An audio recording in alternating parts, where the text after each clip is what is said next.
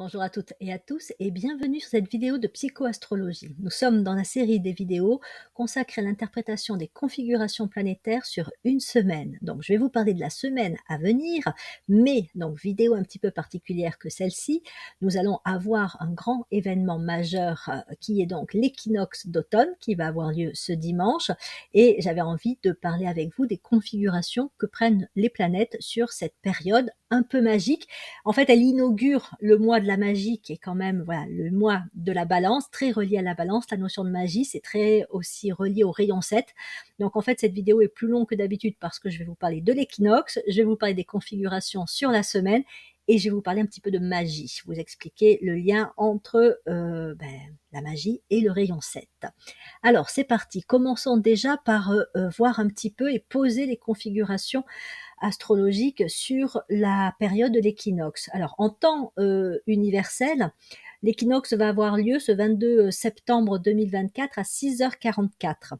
Et maintenant en temps, on va dire plus concret, réel, si je puis dire, je ne sais pas quelle est l'expression juste, au niveau des pays tels que la France, ça va avoir lieu à 8h44. Et j'ai choisi de poser une carte astrologique, un peu comme une révolution solaire, une configuration des transits, en lien avec Genève. Pourquoi donc carte du ciel qui présente les configurations planétaires sur le 22 septembre 2024, 8h44, au moment de l'équinoxe à Genève. Et donc pourquoi Genève?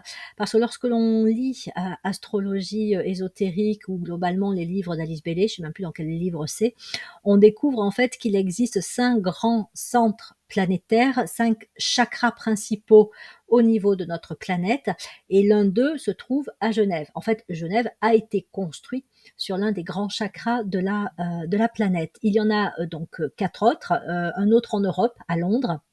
Enfin, ça doit couvrir même tout Londres, voire être encore plus grand que Londres. Pour les États-Unis, c'est New York. Il y a également Tokyo au Japon et Darjeeling pour toute la région de l'Asie. D'autres chakras sont censés s'éveiller par la suite. C'est comme pour les êtres humains, il y a 7 chakras principaux, mais c'est une histoire aussi d'évolution de la conscience de notre planète.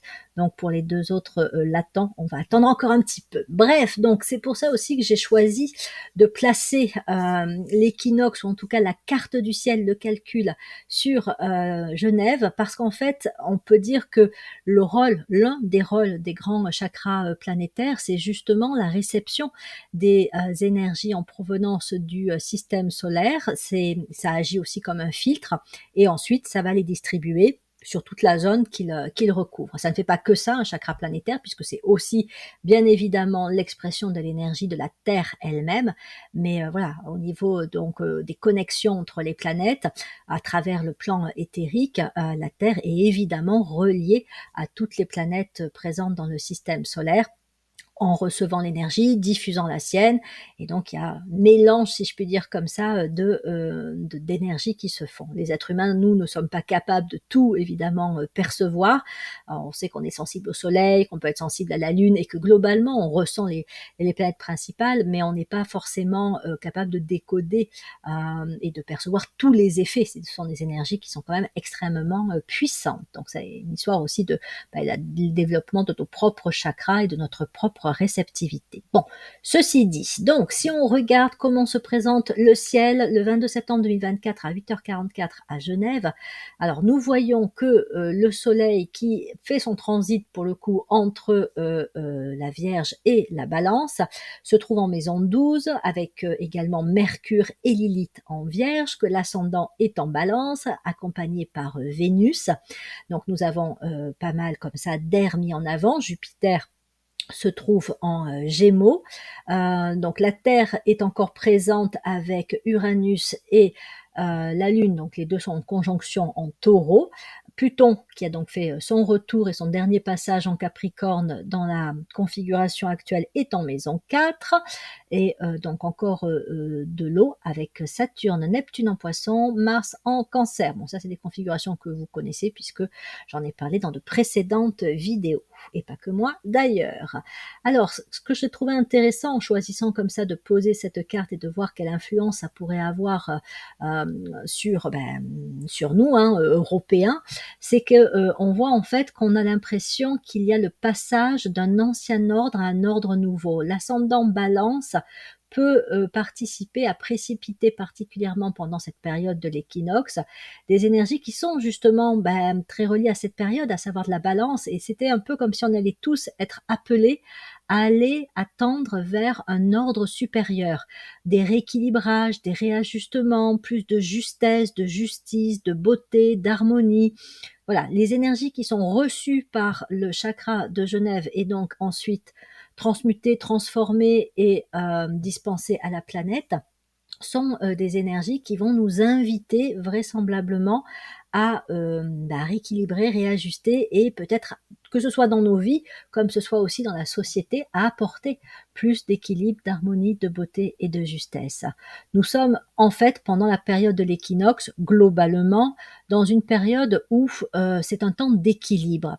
C'est un moment d'équilibre parfait entre la durée du jour et la durée de la nuit. Et c'est assez magique en fait, hein. Il y a donc deux grands moments dans l'année où il y a cet équilibre dans la durée entre la nuit et le jour, c'est l'équinoxe d'automne et l'équinoxe de printemps. Et donc c'est une invitation déjà à rechercher l'harmonie et la balance dans sa vie personnelle, à être à l'écoute justement de ces zones en nous qui sont équilibrées, de celles qui ne le sont pas, et donc de tendre vers plus de réajustement de ces déséquilibres ponctuels ou durables. Un déséquilibre, quand il est physique, peut conduire à un problème de santé, une maladie ou un état de fatigue. Quand il est émotionnel, il peut conduire à un mal-être, à de la dépression ou à même des décompensations ou des états effectivement perturbateurs au niveau émotionnel, hein, la frustration, l'agacement, la colère et dans certains cas même de la violence, etc. Et quand le déséquilibre est sur le plan intellectuel, ça peut aussi conduire à une forme de frustration parce qu'on peut avoir l'impression que on n'est pas intéressé par les sujets sur lesquels par exemple, on travaille ou qu'on étudie, pour si on est étudiant, au quotidien. Donc, il peut y avoir aussi une démotivation. Et puis, il y a toute la question des formes pensées, qui peuvent être des formes pensées enfermantes, des conditionnements lourds, des valeurs trop étroites, et qui donc enferment quelque part aussi non seulement notre épanouissement personnel, mais également notre évolution de conscience. Et donc, la balance, et particulièrement au moment de l'équinoxe, on va recevoir ces énergies qui vont nous inciter à voir où nous en sommes dans ces questions-là d'équilibre et de déséquilibre. Donc, on peut ressentir des tensions particulièrement fortes si on a des déséquilibres dans nos vies particulièrement marqués. Alors, je parlais de déséquilibre intérieur sur le plan physique, émotionnel, intellectuel, mais ça peut être des déséquilibres aussi sur plein d'aspects de notre vie. Par exemple, dans les relations aux autres, est-ce que nous vivons des relations qui sont équilibrées ou pas? Là aussi, ça peut toucher différents aspects. Ça peut être, par exemple, si on est trop isolé ou à l'inverse, si on est trop immergé dans les relations, on peut avoir l'impression qu'il y a quelque chose d'excessif. Et là, c'est pareil, il y a une forme de mal-être ou de sentiment que quelque chose n'est pas à sa place, qui peut se faire sentir. Les relations aux autres peuvent être déséquilibrées aussi si on n'est pas forcément entouré par les bonnes personnes, ou si on vit une relation à quelqu'un qui n'est pas harmonieuse. Donc ne vous étonnez pas si vous sentez particulièrement, encore une fois, au moment de l'équinoxe, mais alors au moment de l'équinoxe, c'est pas à 8h44 précise, hein, que vous allez d'un seul coup avoir une révélation, mais l'afflux de ces énergies va vraiment se faire sentir à partir de ce moment-là, un petit peu avant aussi, hein, c'est quand même comme les pleines lunes, on en sent les effets déjà quelques jours avant, mais on va atteindre un point de, si je puis dire, réceptivité, captation le plus intense le 22 septembre 2024 à 8h44, et ensuite ces énergies vont s'intégrer en nous. Donc le travail va continuer, et il va continuer particulièrement pendant tout le mois de la balance. Donc on peut voir où on en est dans nos équilibres envers nos propres corps, dans nos relations aux autres, dans nos relations peut-être à l'argent, dans nos relations au temps, comment on gère le temps. Est-ce que par exemple pour prendre une décision, on arrive à la prendre au bon moment? Est-ce qu'on a tendance parfois à remettre trop les choses à plus tard? Est-ce qu'on a tendance à l'inverse des fois à trop se précipiter, à aller trop vite? des décisions qui, dans certaines sphères de notre vie, peuvent être faciles à prendre, dans d'autres sphères, ça peut être un peu plus compliqué. Donc tout ça va être mesuré, évalué et des incitations à des réajustements vont nous être proposés. Après, ça peut aussi, comme je le disais, hein, prendre la forme de crise, hein. Si vraiment, par exemple, on vit une relation à quelqu'un qui n'est pas équilibré, il ne faut pas s'étonner si pendant le mois de la balance, ben, il y a un conflit ou vraiment un sentiment de ras-le-bol, une crise relationnelle qui émerge à ce moment-là. Si on a peut-être aussi des difficultés avec l'argent, ben c'est pareil, il peut y avoir des événements qui vont nous mettre en face de nos difficultés. La balance est en fait gouvernée par 3 planètes, Vénus, alors comme tous les signes, hein, Vénus sur le plan de la personnalité, Uranus sur le plan de l'âme et Saturne sur le plan de l'esprit. C'est Saturne qui donne à la balance son rôle en quelque sorte de, je ne sais pas si c'est le bon terme, mais je vais dire de juge karmique.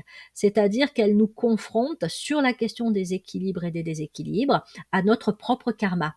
Donc si on a été juste quelque part, ben, ce que l'on récolte, c'est peut-être de la fluidité hein, dans les relations, dans un fonctionnement du corps physique, parce qu'on on a su le maintenir en bonne santé, qui donc va aller bien. Et même chose sur le plan des émotions. En fait, quand on va bien sur le plan des émotions, ce qu'on ressent intérieurement, c'est plutôt de la tranquillité, de la sérénité, une forme d'apaisement. Ça ne veut pas dire qu'il n'y a pas des moments où on n'aura pas des émotions perturbatrices, hein. Il suffit d'un événement un peu délicat, un moment difficile à passer, où forcément on aura une émotion qui va se faire sentir et qui peut perturber notre tranquillité. Mais ça veut dire que notre fond émotionnel reste un fond quand même de tranquillité et de sérénité. On pourrait dire que quelque part c'est l'état juste de l'être humain quand il arrive à un certain niveau de conscience. Mais avant d'en arriver là, bon, ben voilà, il y a tout un travail d'évolution de la conscience à faire et bien souvent aussi des choses pas toujours faciles à traverser. Donc on va être testé là-dessus, ou en tout cas on va voir où on en est, puisque Saturne va nous mettre un petit peu face à nos équilibres et à nos déséquilibres. Donc on a un bilan qu'on peut faire sur ces questions-là. Donc effectivement, j'en parlais déjà dans la Vierge, mais je vous avais dit aussi que le bilan de la Vierge et le bilan de la Balance, c'est pas tout à fait le même, puisqu'effectivement, chaque signe apporte ses propres thématiques. Et donc, avec la Balance, on est vraiment sur les questions d'harmonie, d'équilibre, de justice, de justesse et même de beauté. Donc, on va effectivement être impulsé, inspiré, invité, parfois avec plus ou moins de force, hein, à tendre vers plus d'équilibre et d'harmonie.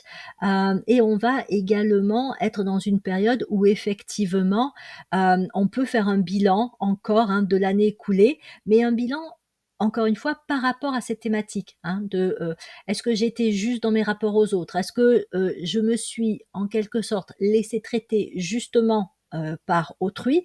Ou est-ce qu'il y a des moments, j'ai accepté des choses que j'aurais pas dû accepter, je n'ai pas dit alors que j'aurais dû dire, j'ai dit alors que j'aurais pas dû dire comme ça, etc., etc. C'est un bilan, encore une fois, sur les aspects de justesse, justice, harmonie dans les relations aux autres. Ça ne veut pas dire que il faut qu'on ait été tous gentils, aimables, etc. pendant l'année. Il y a aussi la question dans la justice et la justesse de savoir mettre des limites, de savoir quand il faut réagir et peut-être parfois même avec une certaine force ou une certaine fermeté parce que justement en face il y a un risque d'abus ou il y a un risque de mauvais traitement en quelque sorte. Donc c'est vraiment étudier en profondeur cette question de la justice et de l'attitude, de la posture juste que l'on a pu adopter ou pas. Et encore une fois, qu'on le veuille ou non, de toute façon, ce mois de la balance va nous confronter, nous permettre de voir où on en est vraiment sur ces questions. Donc si on vit des crises, faut pas culpabiliser ou se dire qu'on n'a rien compris, c'est qu'on a des indicateurs sur ce qui pourrait être encore travaillé et réajusté. Donc ces thématiques-là qui sont essentielles. Et en fait, pour accéder ensuite à, on va dire quelque part, d'autres capacités, potentialités de la balance, puisque comme je le disais, la balance est très reliée à la magie et je vais y venir, il est important, c'est la base et c'est toujours la base, de exprimer aussi une forme de gratitude. Même si on n'a pas eu une vie facile tous les jours et que voilà, même il y a eu des moments où on a pu franchement trouver que les journées n'étaient pas très cool, la période de l'équinoxe est une période qui marque aussi, et c'est dans l'histoire humaine, hein, à travers des rituels, à travers des croyances et des pratiques, c'est un temps de reconnaissance, de remerciement, notamment par rapport à tout ce qui a pu être les récoltes, la Terre, que ce soit la Terre en tant que planète ou que ce soit la Terre en tant qu'élément, l'élément donc solide, concret, qu'est la Terre, puisque on est dans une période de l'année où on en termine petit à petit avec les récoltes et on prépare le passage, l'entrée dans l'hiver et toute la période de l'hiver. Donc on stocke, on met les choses de côté, voilà. Donc c'est beaucoup moins, on va dire, présent dans nos époques actuelles où il suffit d'aller dans un magasin pour acheter ses fruits et ses légumes en toute saison. Mais si on pense un peu plus à nos ancêtres, voilà, la période de l'automne était la période où non seulement on récoltait, mais également on conservait, on mettait, on se préparait, on faisait rentrer le bois pour l'hiver, etc., etc. Et donc on se préparait à l'arrivée de temps un petit peu plus je ne sais pas si c'est dur, en tout cas ralenti au niveau de la nature. Donc c'est le moment de remercier pour les fruits de la terre, mais aussi donc pour les réussites, ce qui a pu être accompli dans les mois qui ont précédé, voire si on veut remonter plus loin, on peut aussi faire un bilan plus global. On examine ce qu'on a pu accomplir.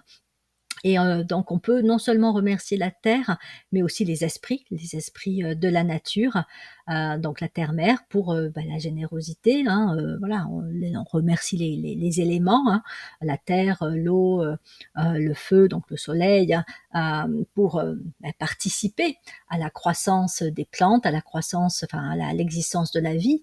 Donc voilà, c'est vraiment une période, cet équinoxe, où on peut donc dans la journée pour le coup de dimanche, prendre le temps de faire plusieurs rites de gratitude, de remerciement.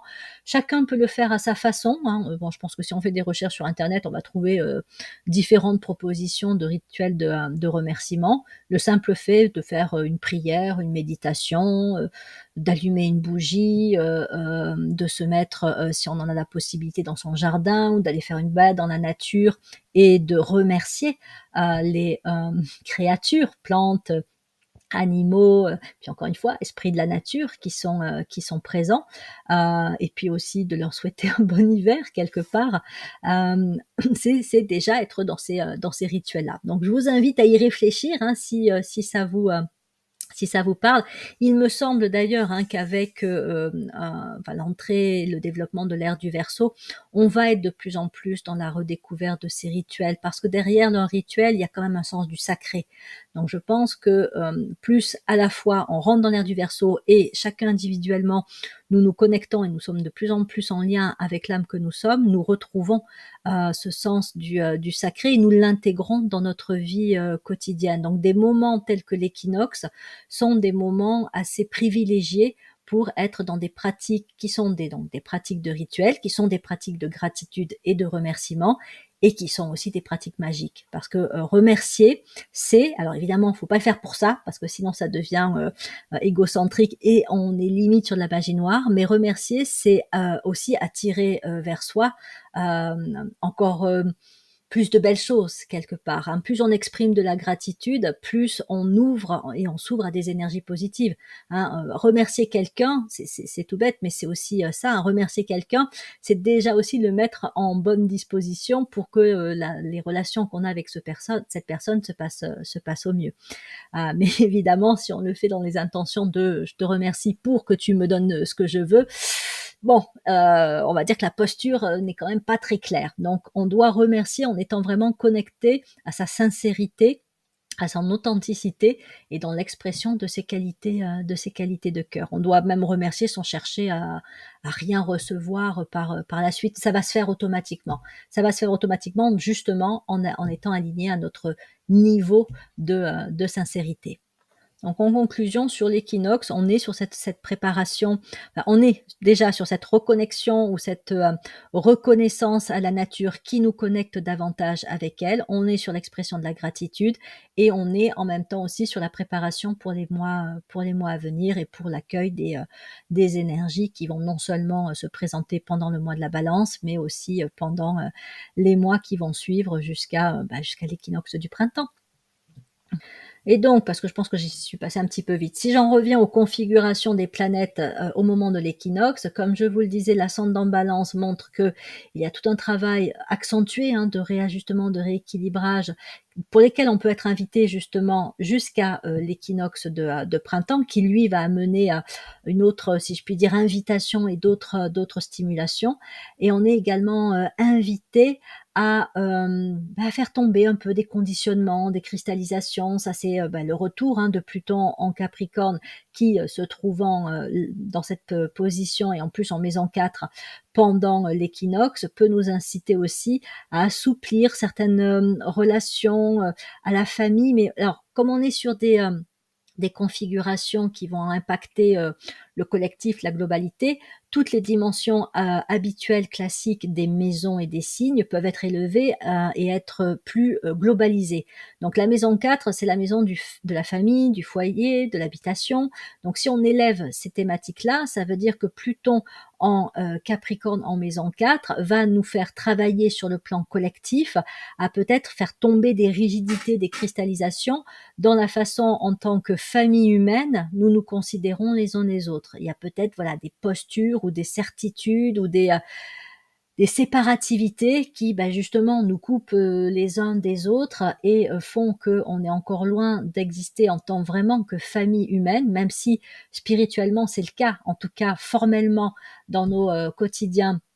On n'est pas unis sur le plan humain, mais en attendant, il y a cet élan à faire tomber ces rigidités pour justement aller de plus en plus vers l'humanité une. Donc on est dans ces invitations-là et on est sur quelque chose du coup qui tend vraiment à nous élever et même à nous connecter aux grandes lois. La Balance, c'est pareil. Sur le niveau, on va dire, le plus concret, formel, elle gouverne les lois humaines, donc les lois que nous, les humains, nous créons pour faire fonctionner nos sociétés. Mais au niveau spirituel, elle va nous connecter aux grandes lois spirituelles, notamment aux lois de l'âme. Et donc le fait d'avoir pendant l'équinoxe d'automne un ascendant Balance, c'est que quelque part, on va être tous stimulés, invités à un alignement avec les grandes lois spirituelles. Là encore, on captera ce que l'on est en mesure de capter. N'empêche qu'il ne faudra pas s'étonner si on sent qu'on est peut-être particulièrement poussé à réaligner des choses et que ça peut être même des fois un peu chaotique, parce que si ce n'est pas aligné, forcément, à la place de l'ordre, on a du désordre. Et comme je le disais, au niveau physique, le désordre crée la maladie. Au niveau émotionnel, ça peut créer l'insatisfaction, la frustration, la dépression, le mal-être émotionnel, toutes les émotions aussi négatives dont on ne sait pas forcément d'où elles viennent. On peut se sentir stressé sans que forcément il y ait une source de stress. Donc tout ça va nous montrer effectivement au niveau individuel et au niveau collectif. Donc faut pas non plus s'étonner si suite à cet équinoxe d'automne, alors je dis pas dans les jours qui vont venir, faut parfois un petit peu de temps pour que ces énergies descendent jusque sur les plans les plus concrets, mais qu'il y ait des crises qui frappent à certains pays, certains endroits dans le monde. Si c'est le cas, c'est bien parce qu'il y aura eu des déséquilibres qui auront perduré trop longtemps, un manque d'alignement avec les grandes lois spirituelles. Donc ça peut être une crise économique, ça peut être une crise relationnelle humaine, ça peut être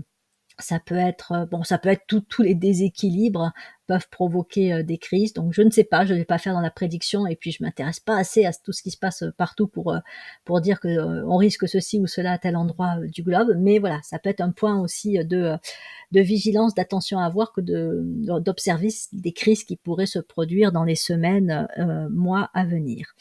Et après, à côté de ça, hein, Jupiter en Gémeaux en maison 9, et Mars qui se trouve également en maison 9 et en Cancer, peuvent nous inciter à explorer comme ça. Il peut y avoir aussi l'opportunité d'explorer de nouvelles possibilités. La maison 9, c'est le Sagittaire, elle renvoie à l'étranger, elle renvoie à ce sens de l'aventure, ce goût du voyage, mais aussi tout ce qui touche, alors la spiritualité aussi, mais les études élevées, la philosophie, donc peut-être, et puis le chemin, la notion de chemin, donc explorer de nouveaux chemins. Donc je me demande si cet équinoxe n'est pas aussi un moment d'invitation, comme je viens de le dire, d'exploration de nouveaux chemins qui peuvent être en lien avec la famille humaine de par Mars en Cancer, et qui peuvent être en lien aussi, alors peut-être plus sur un domaine technique, technologique, sur des moyens de communication, puisque donc le Gémeaux est un des grands signes relié à la communication, et que la balance est aussi un grand signe scientifique. Donc Jupiter en Gémeaux en maison 9 et cet ascendant balance pourrait nous inciter ou nous permettre des découvertes ou des innovations sur le plan de la communication même lointaine, alors entre pays étrangers, pourquoi pas aussi avec, je sais pas, en rapport avec l'espace, l'écoute des signaux qui proviennent de l'espace. Donc il y a cette notion en tout cas de communication, de lien, d'expression, là aussi peut-être réajuster certaines façons dont on communique les uns avec les autres. Là ça pourrait peut-être toucher même les réseaux sociaux, peut-être des nouvelles lois concernant les réseaux sociaux, des lois de protection aussi, mais ça pourrait être aussi voilà des façons d'écouter et des façons de s'exprimer en termes de technologie qui serait dans les semaines, mois à venir. Ça prend quand même un peu de temps, une découverte scientifique et après une amélioration ou une innovation technologique, mais qui pourrait être issue de ces énergies qui vont affluer pendant l'équinoxe d'automne. Bon voilà, je pourrais continuer, mais j'ai pas envie non plus de trop m'étaler sur le sujet. En attendant, voilà quelques points d'interprétation que j'avais envie de vous proposer, à la fois de manière générale sur l'équinoxe d'automne et plus spécifiquement sur la configuration astrologique qu'il y a actuellement, qu'il y aura le 22 septembre 2024 à 8h44 au moment donc de l'équinoxe. À présent, abordons les énergies de la semaine qui va donc démarrer lundi. Et là, je me suis arrêtée sur la configuration planétaire du jeudi 26 septembre, parce que c'est le moment aussi où Mercure va quitter la Vierge pour entrer en Balance. On va dire que c'est vraiment l'événement significatif de cette période, avec également, quand même que je ne l'oublie pas, l'entrée de Vénus en Scorpion. C'est donc le 23 septembre, très tôt dans la matinée, que Vénus rentre en Scorpion. On va l'y trouver jusqu'au 17 octobre, donc voilà, on va avoir un petit moment aussi d'incitation à des transformations. J'ai fait il y a pas longtemps une vidéo sur Vénus en Scorpion, le thème de naissance. Donc quand elle passe comme ça en transit, quelque part on est tous stimulés, on reçoit cette énergie-là. Donc Vénus en Scorpion va nous inciter à, par exemple, faire preuve d'investigation, de chercher un petit peu les choses en profondeur, à comprendre, à creuser, à ne pas rester à la surface pour vraiment, par exemple, si on perçoit des déséquilibres dans nos vies et dans notre conscience et sur notre corps physique et dans nos relations, etc., etc. Vénus en Scorpion, c'est aussi une très intéressante configuration pour se dire, attends, qu'est-ce qui se joue là vraiment? D'où viennent les causes des problèmes, des déséquilibres, de la désharmonie que je sens? Voilà, c'est vraiment être invité à se poser des questions qui qui quelque part nous stimulent à une auto-analyse, mais surtout qui nous amènent vraiment à aller au-delà des apparences, à ne pas se contenter d'une réponse à la va-vite, voire de quelque chose d'habituel. C'est vraiment de chercher à rentrer quelque part un peu dans ces profondeurs. Alors, évidemment, il ne faut pas creuser trop bas ni trop haut parce qu'on pourrait s'égarer en chemin. Mais il y a aussi avec cette configuration un côté perceptif qui peut être développé. Donc on peut avoir un peu comme des perceptions, plus justes de, là encore, des causes de ce qui peut être déséquilibré, mais on peut aussi avoir des perceptions justes de ce qu'on a réussi à équilibrer, à harmoniser, de ce qui fonctionne bien, qui est assez fluide dans notre vie et dans notre quotidien. Le Scorpion, signe de dualité, nous invite à aller voir aussi bien les aspects un peu sombres et difficiles que les aspects lumineux. Donc on peut prendre conscience aussi que on a réussi à développer des capacités, des forces, des qualités, qu'il y a même des choses dans notre vie qui ont lâché, des choses un peu difficiles qu'on vivait avant et qui avaient peut-être tendance à se répéter et qui ont lâché. Donc il y a ce temps de bilan, encore une fois, hein, que l'équinoxe d'automne nous invite à vivre et qui va durer pendant les premières semaines de la balance. Donc avec cette Vénus en Scorpion, on peut faire un bilan en profondeur de notre parcours de vie, notamment sur les derniers mois, et donc les améliorations qu'on a pu apporter, ce qu'on ne vit plus de difficile, et on peut faire aussi un bilan sur bon là où ça peut encore coincer et aller en chercher l'origine et les causes. Ça peut nous rendre aussi un petit point de vigilance. Il y a beaucoup d'eau hein, dans cette configuration sur la semaine. Ça va durer un petit moment d'ailleurs. Les 3 signes d'eau sont habités, donc Vénus en Scorpion, Saturne, Neptune en Poisson, Mars en Cancer, le passage aussi de la Lune en Cancer. Juste attention un petit peu à l'empathie qui peut être excessive et à l'hypersensibilité. Ça peut donner plus d'inquiétude que d'habitude. Ça peut donner aussi plus de réactions émotionnelles fortes à des événements qui ne nous concernent pas directement, mais que l'on entend ou que l'on perçoit à travers les informations, à travers peut-être aussi ce que un tel nous raconte de sa vie et de ce qu'il traverse. Alors c'est pas qu'il s'agit d'éviter hein, toute information négative, hein, de faire l'autruche ou de chercher à fuir la négativité, c'est que quand on sent que là ça commence à devenir un petit peu lourd et que on est un peu plombé, là à ce moment-là, il vaut mieux essayer de se mettre en retrait. Hein, on ne regarde pas les réseaux sociaux, on coupe, ou alors on regarde que les aspects positifs dans les réseaux sociaux parce qu'il y a aussi quand même des choses très sympas. On se coupe de la négativité des informations qui ont tendance à ouvrir leur journal télévisé avec des titres sensationnels, qui donc activent le pathos quelque part.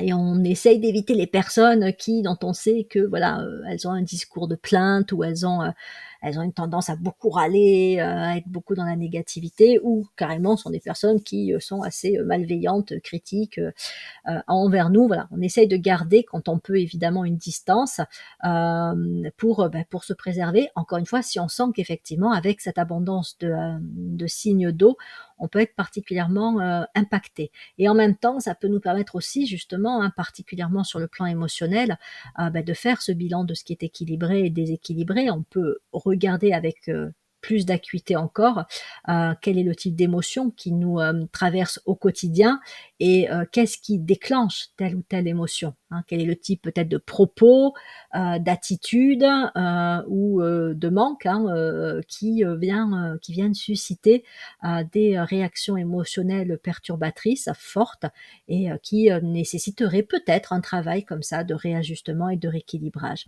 La balance est un signe très analytique, hein, c'est là aussi hein, dû à Vénus qui est donc la planète qui la gouverne au niveau de la personnalité, mais également à Uranus. On est sur des rayons impairs, rayon 5, rayon 7, donc ça monopolise, ça mobilise, et la balance elle-même est rayon 7, donc ça mobilise tout un esprit d'observation, un peu de détachement où voilà, on se met en position d'observateur pour regarder qu'est-ce qui nous fait réagir, qu'est-ce qui vient nous perturber émotionnellement, encore une fois, qu'est-ce qu'il en est de ce qui est équilibré, de ce qui ne l'est pas dans notre vie. Et donc, encore une fois, suite à l'équinoxe d'automne, on peut être amené à faire un bilan et particulièrement, il me semble, sur les aspects émotionnels, l'usage aussi de l'imagination, puisque toute la sphère émotionnelle, ce qu'on appelle donc le plan astral, gouverne les émotions, les ressentis, les affects et l'imagination.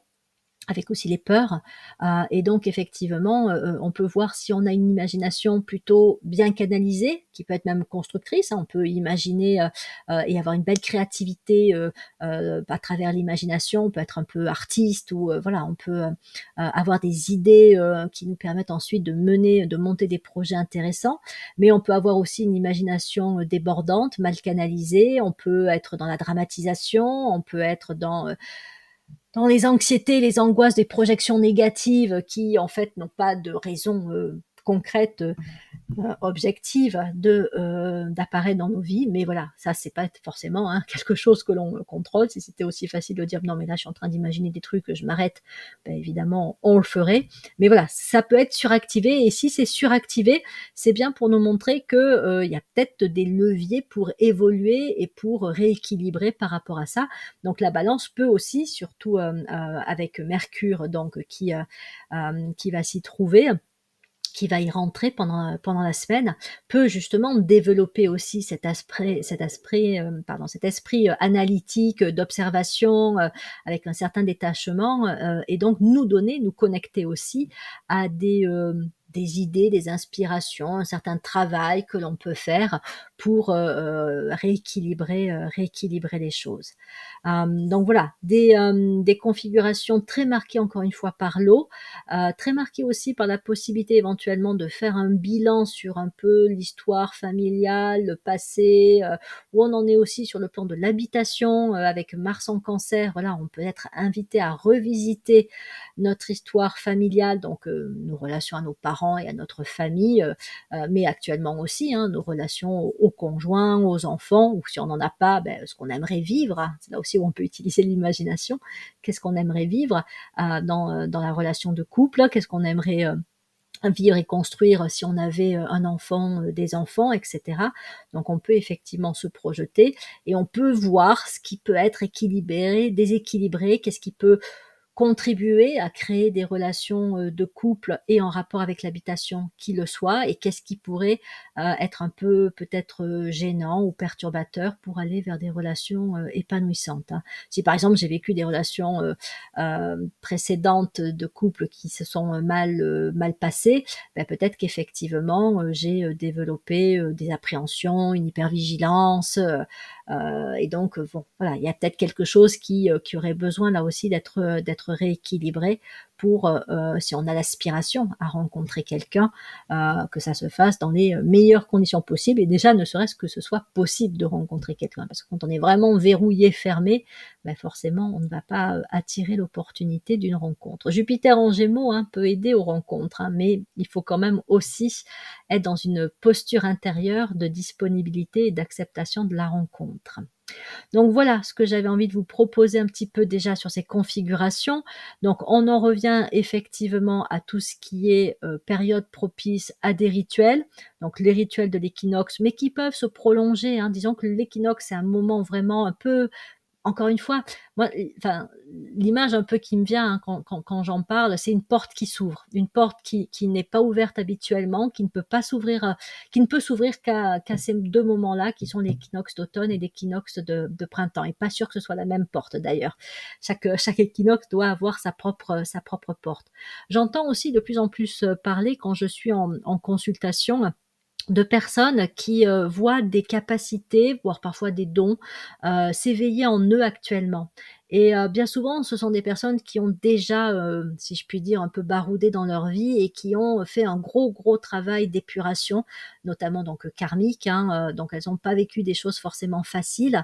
Et en fait, là, elles en sont arrivées à un stade de leur vie où il y a des possibilités, des potentialités qui ont toujours été présentes, notamment dans l'enfance, mais qui ont été un petit peu ensuite mises sous le tapis, les conditions n'étaient pas favorables, ou tout simplement, encore une fois, il y avait une histoire karmique, il fallait régler des choses avant que ces capacités puissent se déployer plus pleinement. Et là, elle commence à sentir qu'il y a quelque chose qui se libère, qui s'accroît au niveau de la puissance.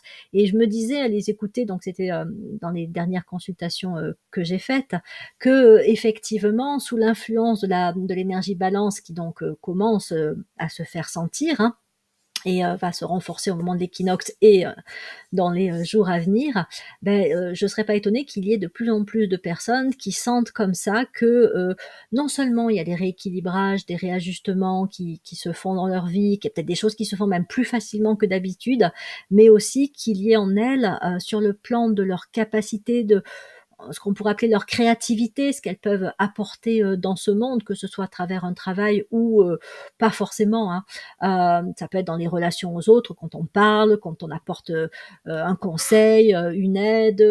Voilà, ça peut être d'être créatif au sens de manifester des capacités, des potentialités que l'on, encore une fois, que l'on porte depuis longtemps, mais qui ça pataugeait un petit peu pour se mettre en place, ou ce n'était pas le bon moment, et là ça s'ouvre. Donc si vous sentez que vous êtes dans cette phase-là, j'aurais tendance à vous conseiller de renforcer vraiment la période, enfin les rituels de cette période de l'équinoxe, parce que je pense que ça peut vous aider à justement à développer vos potentialités dont vous sentez qu'elles sont là, mais que vous n'arrivez pas encore pleinement à les déverrouiller. C'est peut-être ça, hein, la porte qui s'ouvre au moment de l'équinoxe, c'est la porte de la magie qui nous permet aussi, par un alignement accru avec l'âme en nous, de contacter nos propres capacités magiques quelque part. Bon, c'est symbolique, mais ça peut être aussi très concret. Est-ce que je dis tout ce que j'avais envie de vous dire?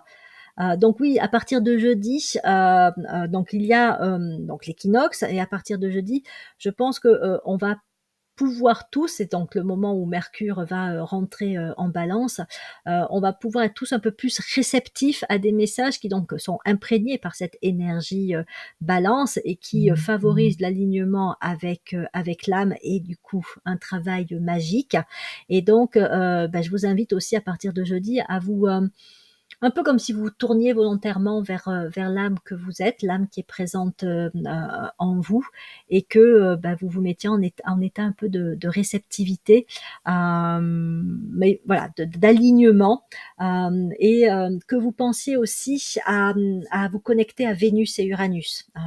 Uranus étant, alors symboliquement, il faudrait voir Uranus au-dessus de Vénus. Non pas qu'elle lui soit supérieure, mais comme c'est la planète de l'âme dans la balance, elle a forcément une position plus dominante. Vénus se met quelque part, doit se mettre au service d'Uranus. Les deux vont travailler ensemble pour réorganiser, réajuster, vous guider sur ce que vous pourriez développer sur le plan de la créativité, sur le plan de potentialité, de capacité, amener davantage d'énergie magique, hein, dans votre conscience et dans votre vie. Je vous incite aussi à utiliser la visualisation des symboles. Ça peut être le symbole de la balance ou le symbole du rayon 7. Je vais vous le montrer par la suite, le symbole du rayon 7, enfin une représentation, parce que voilà, un symbole tel qu'il est représenté et tel qu'il est vraiment vécu dans toute sa vibration, dans son énergie, c'est quand même deux choses différentes, hein. On sait bien que la représentation d'un objet n'est pas l'objet lui-même. Alors là, j'avais fait tout un laïus sur le lien entre la balance et la magie. Pourquoi effectivement la balance est particulièrement reliée à la magie. Donc, je vais reprendre rapidement, vous pourrez mettre en pause pour relire tout ça plus tranquillement.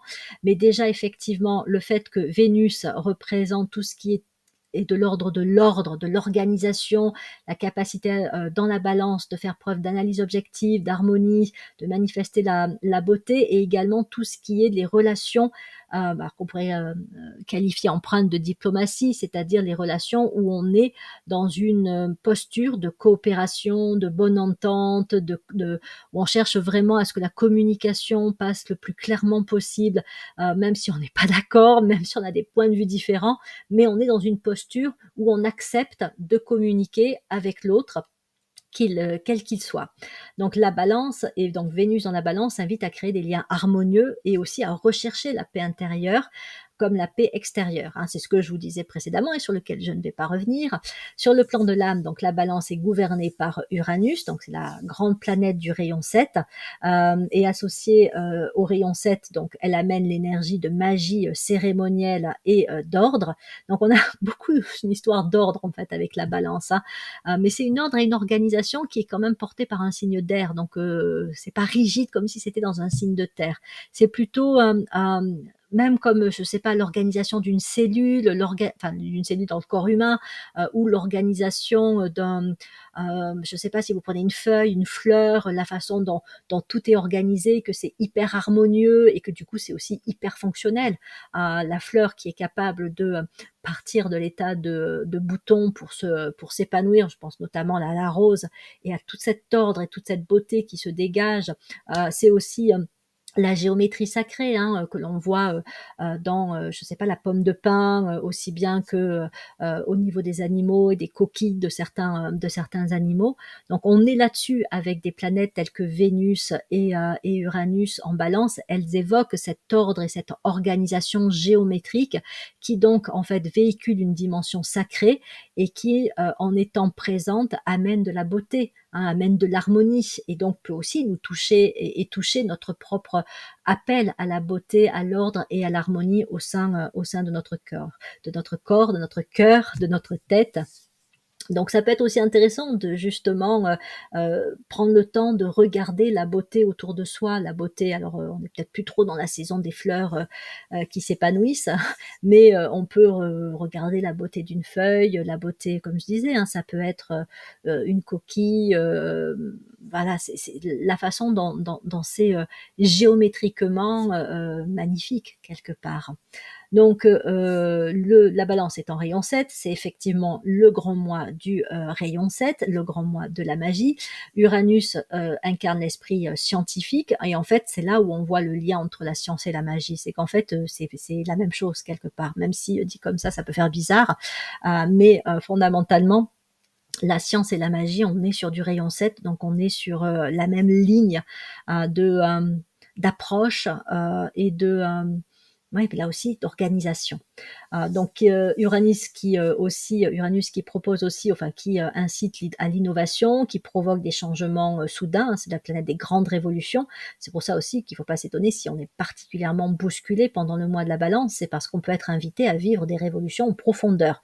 Donc si on les a déjà un peu anticipées, travaillées, elles seront peut-être moins remuantes. Par contre, si on était un petit peu dans la résistance, mais qu'on sent quand même que là il y a des choses à bouger, il ne faut pas s'étonner que effectivement ça clash quelque peu, et comme je le disais, aussi bien au niveau individuel que collectif. Bon, puis après, il y a aussi toute l'histoire des énergies qui arrivent et qui incitent à l'évolution de la conscience. Donc, même si on a bien travaillé, parfois, si on est prêt à faire un pas en avant, on peut toucher à la notion aussi de saut quantique, hein, avec des énergies telles que la balance, le rayon 7 et le rayon 5. Donc on peut être aussi ponctuellement tous invités à faire un saut quantique dans la conscience, et donc oui, on peut vivre des révolutions voilà, qui peuvent être assez bousculantes, mais profondément porteuses, transformatrices, avec encore une fois actuellement, enfin Vénus qui va se retrouver en Scorpion, ça peut vraiment inciter à des transformations profondes.